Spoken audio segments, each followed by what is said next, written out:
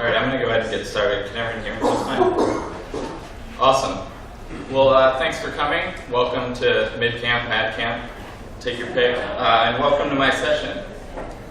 So I'm Gus Childs, both in real life and all over the web. Gus Childs is my handle pretty much everywhere. Twitter, GitHub, Drupal.org. So feel free to track me down.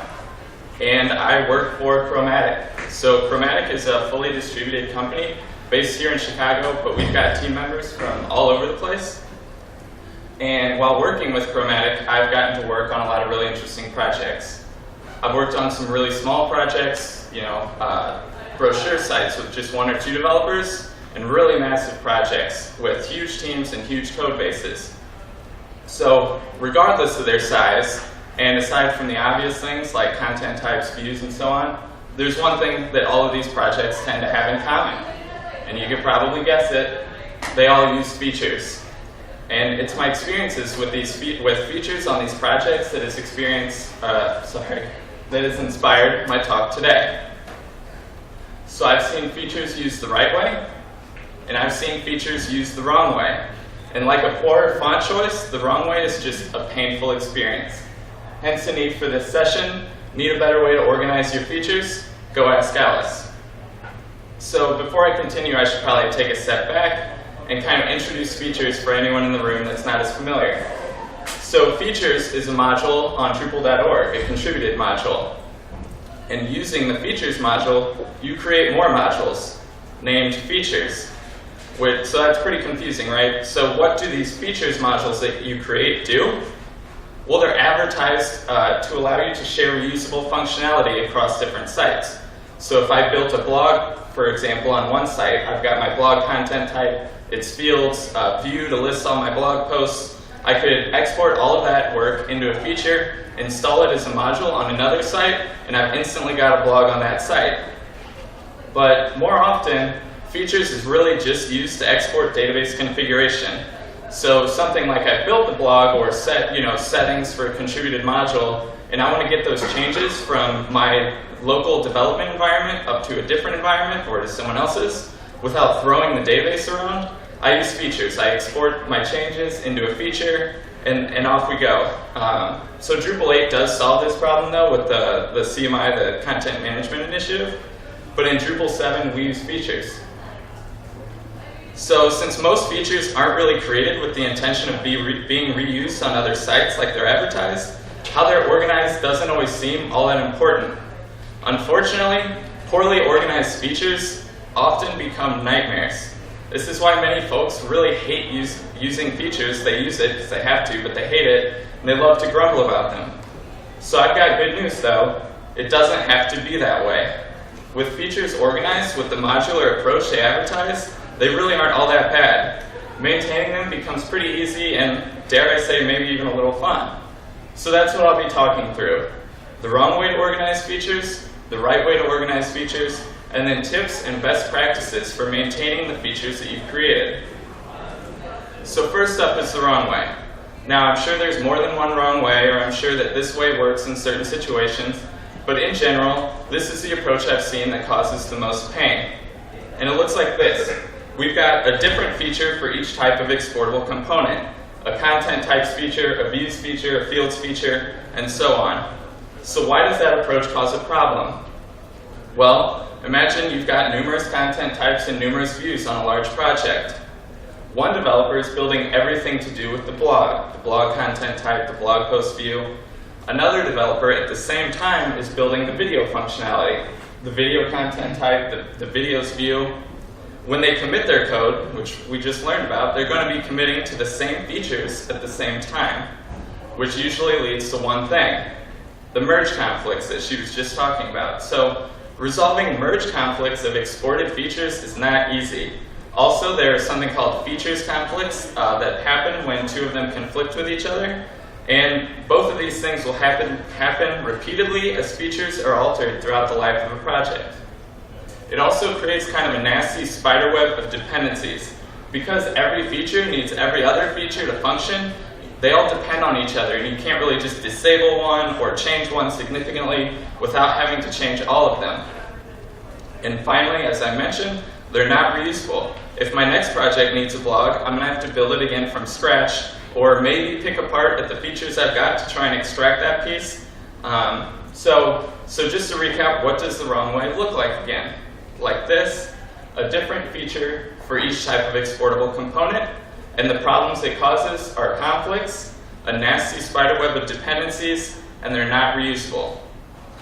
So there's got to be a better way, right? How can we avoid those problems? So let's talk about an organization strategy that does. Before we do, once again, I'll make the disclaimer, every project's different. Your mileage is going to vary. You're going to have to adjust this for your specific project, but in general, this is the approach that's best to use. And it looks like this, which is interesting because this is how the features project page advertises features to be used. Each feature is based on a specific content type or section or portion of the site. So what is in each one? Well, let's look further into the blog feature. In that blog feature, we have every type of component that has anything to do with the blog. Blog content type, the fields of that content type, views, taxonomy, and so on. So that's it, right? That's the right way to do things? Well, it's obviously, as with everything else in the Drupal world, it's just not that simple. So there's often situations when a particular component is used by multiple sections or features of the site, or it uses multiple sections or features. Let's look at an example. Say we have a media view that lists different types of components. So this one view lists blog posts, articles, videos, and so on. Now, we can't just export this one view into each one of those features, because you can't do that, and you don't want to. And it doesn't make sense to just kind of close our eyes and pick one to put it in. So instead, we put it into a shared feature. And that feature will then list the others that it uses as dependencies. There's also another type of shared feature that often makes sense. And they have to do with the components here. I like to call them site-wide features. So you've got menus, menu items, roles, permissions, image styles, and so on. These often aren't really specific to a certain section or content type, and these can quite often belong in their own features. So unlike content types and views, this is when it can be okay to export a feature that is organized by type of component. And that's because these features just kind of provide functionality to the others. They're not necessarily intertwined. So the nasty conflicts that happen with the others don't really happen here as often. So let's take a look at what we've ended up with here. We've got our features based on specific sections or content types of the site.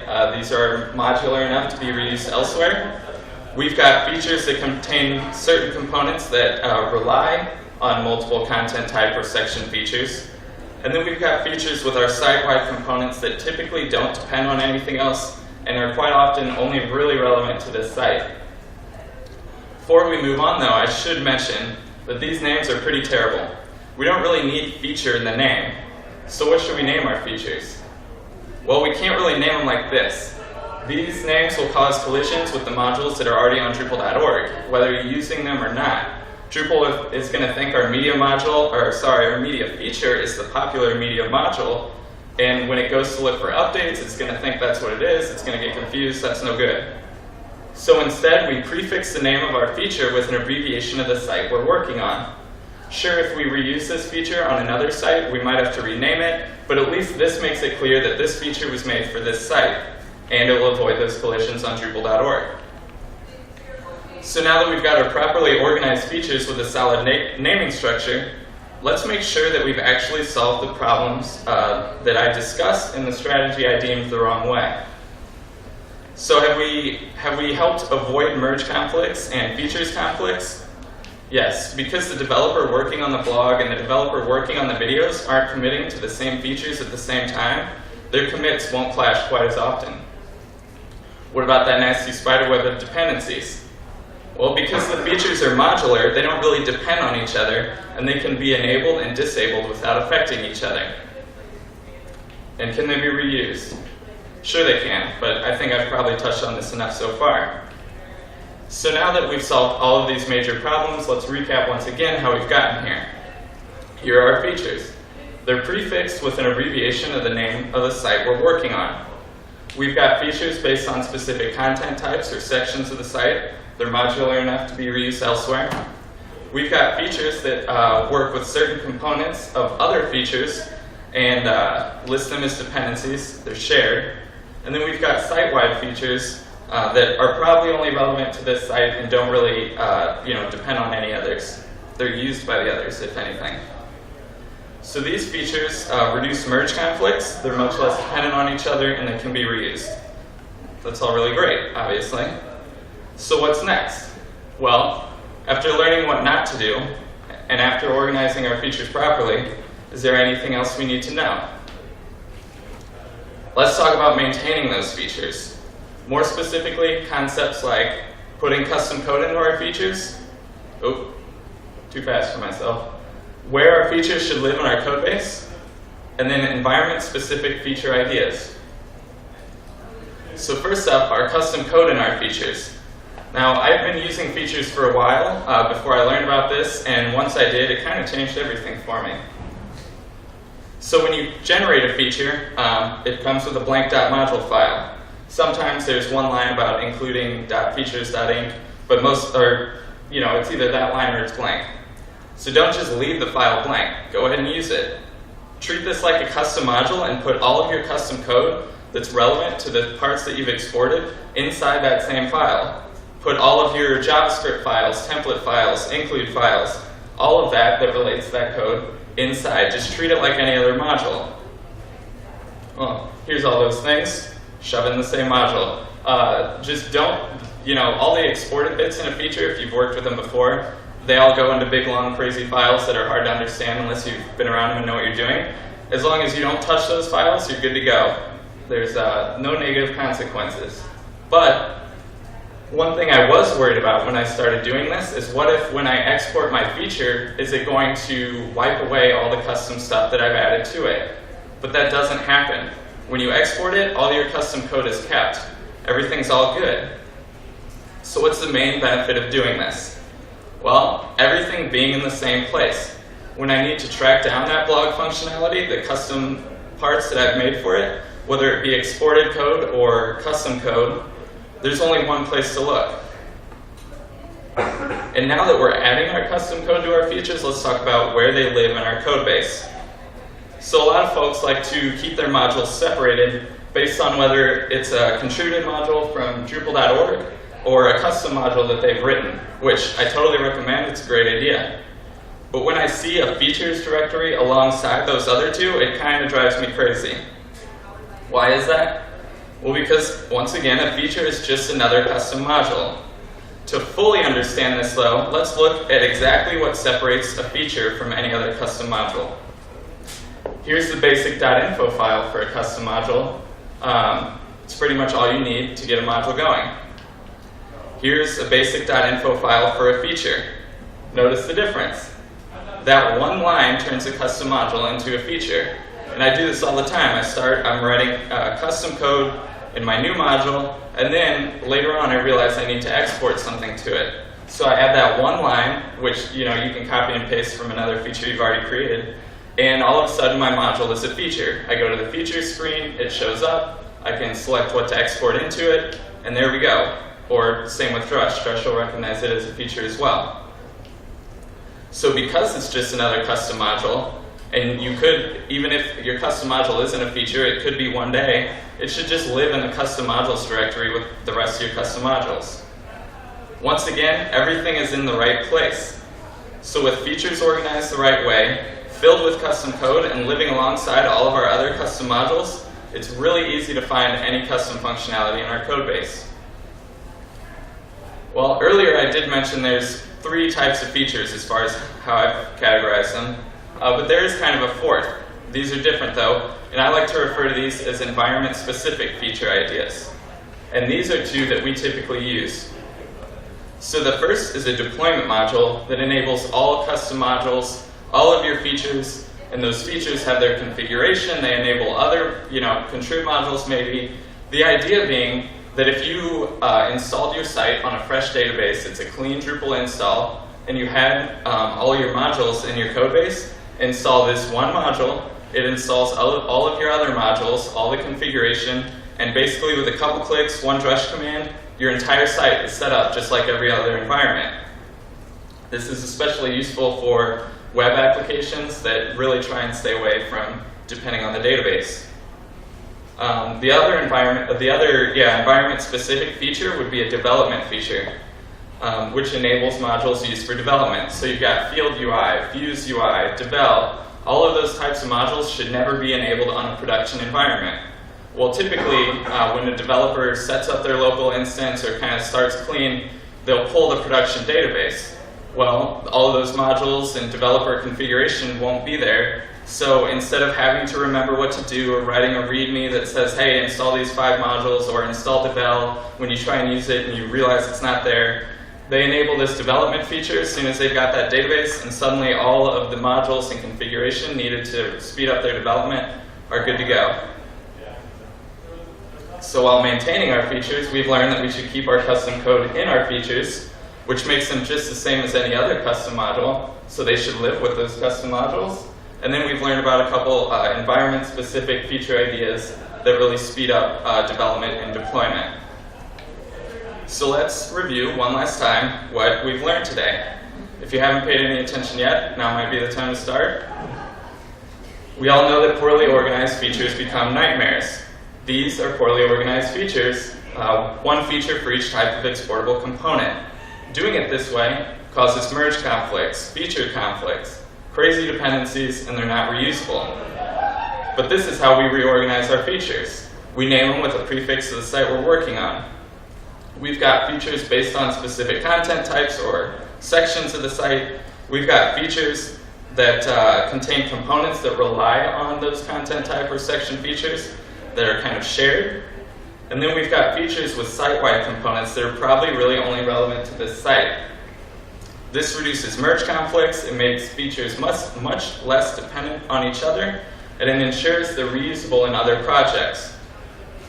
And as for maintaining our features, we've learned that custom code can and should be kept within a feature, as well as any related files like templates, JavaScript files, include files, whatever you want.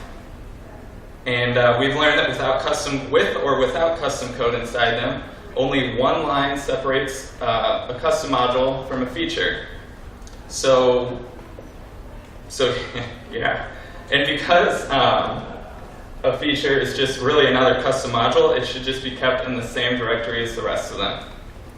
So finally, a deployment module can help enable all custom modules and configuration on a fresh database, a clean install. And a development feature can easily enable all modules and configuration on a developer's environment when they've grabbed the production database. So with that, with properly organized features that are maintained properly, our features are now our friends. So thanks for coming. I really appreciate it. If you could, I'd appreciate feedback as well at joind.in/13788. And I also wrote a blog post about this some time ago. So if you'd like to rehash kind of what I've said today, aside from watching it, please visit this URL, chromatic.is/organize-features. It'll probably be a little more helpful than revisiting these slides.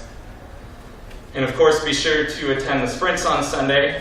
Get involved contributing to core or contrib, either one. It's definitely rewarding. Drupal obviously wouldn't exist without it. And yeah, I don't know, I think it's lunchtime. But if anyone wants to ask questions before lunch or track me down later, whatever, anything works. But thanks again.